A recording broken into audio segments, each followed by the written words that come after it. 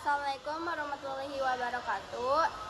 Tepangkeun nama abdi Alma Aprilia di kelas 10G bade ngabacakeun diantara nu judulna ngajaga kabersihan lingkungan. Puji syukur ka Gusti Nu Maha Suci nu parantos maparing kesehatan, hatur nuhun kasadayana nu parantos hadir. Nu dipika hormat Bapak Ibu Guru, nu dipika cinta rerencangan sakelas. Dina kasempatan dieu anu mulya ieu abdi bade nyamperkeun ngeunaan pentingna ngajaga kebersihan lingkungan. Sadayana kabersihan teh bagian tina kahirupan. Lamun lingkungan urang bersih, kahirupan oge jadi sehat, betah jeung jauh tina rupa-rupa panyakit. Kabersihan teh lain ngan ukur tanggung jawab hiji jalma, tapi tanggung jawab urang sadayana.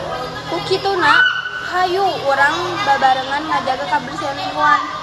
Ti haleutik seperti mican runta kana tempat jeung ngajarkeun ka batur pikeun saling miara kabersihan.